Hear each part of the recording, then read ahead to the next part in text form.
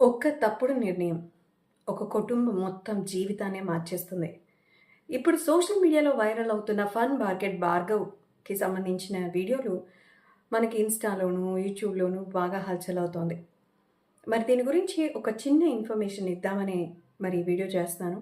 Social మీడియాలో పేరు, గుర్తింపు సంపాదించడం అంత ఈజీ కాదు. అలాగే దాన్ని కాపాడుకోవడం అంతకంటే కష్టం. ఫన్ బకెట్ భార్గవ్ ఈ పేరు కొంతకాలంగా ఒక క్రిమినల్ కేస్ నేపథ్యంలోనే మనకి వినిపిస్తోంది. కానీ కొద్ది ఏళ్ల క్రితం ఆ పేరు యూత్‌లో ఎంత సెన్సేషనో చెప్పాల్సిన అవసరం లేదు. అతని ఫన్, అతనికి సంబంధించిన వీడియోలు అంతే వైరల్‌గా ఉండేవి. కానీ చట్టాన్ని గౌరవించడం ప్రతి ఒక్కరి బాధ్యత.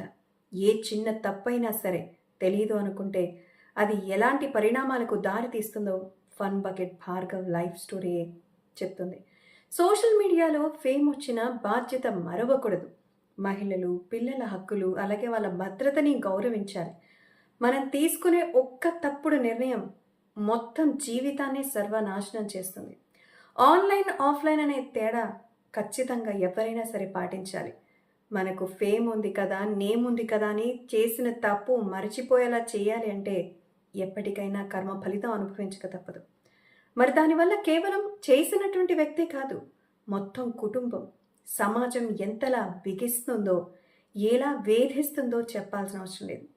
ఈ వీడియోని అతను తప్పు చేశాడని ఎత్తి చూపించడం కాదు, జరిగిన సంఘటన గురించి ఒక సందేశం తీసుకోవాలి. పిల్లలు, అలాగే పెద్దలు, మహిళలకి సంబంధించిన విధంగా బాధ్యతాయుతంగా ఉండాలి. మీకిచ్చిన ఫేమ్, నేమ్, అలాగే మీకు సంపాదించి పెట్టిన మొత్తం పరువంతా కేవలం క్షణికావేశాలకు లోనే సర్వనాశనం చేసుకుని భావితరాలకు మీరు ఏం చూపిద్దామనుకుంటున్నారు? ముఖ్యంగా ఫన్ బకెట్ భార్గవ్ తల్లి మరణించింది. 20 ఏళ్లు జైలు శిక్ష పడిన తర్వాత ఫన్ బకెట్ భార్గవ్ కుటుంబం పరిస్థితి ఎంత తక్కువ చెప్పుకుంటే అంత మంచిది. సమాజంలో అతని గురించి చెప్పే మాటలు ఆ తల్లి విని తట్టుకోలేక ఆ మనస్సు ఓడిపోయింది. ఫన్ బకెట్ భార్గవ్ తల్లి మరణించారు. ఆమెను కడసారి వీడ్కోలు పలకడానికి, మిగతా కార్యక్రమాలు చేయడానికి బేడీలతో కొడుకు రావడం చూపరుల్ని కంటతడి పెట్టించింది.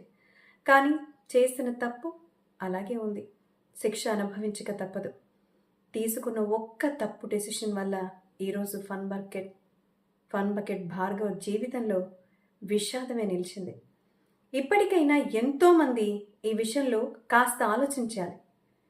మనకి ఏదో పేరు వచ్చేసింది కదా, మన పెద్ద సెలబ్రిటీయో లేకపోతే ఇంకేదో.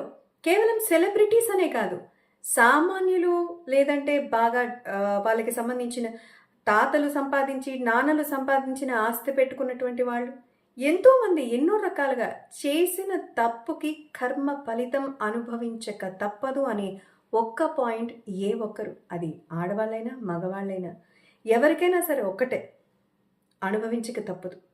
దానివల్ల తప్పు చేసే మీరే కాదు, మీతో ఉన్న మీ కుటుంబం, మీ కన్న తల్లిదండ్రులు, మీతో ఉన్న తోబుట్టువులు, మిమ్మల్ని ప్రేమించే మీ స్నేహితులు తలెత్తుకోలేని పరిస్థితి. ఇటువంటి కష్టం, ఆ క్షణికావేశాల కోసం జీవితం మొత్తం వృధా చేస్తారా? ఒక్కసారి ఆలోచించండి.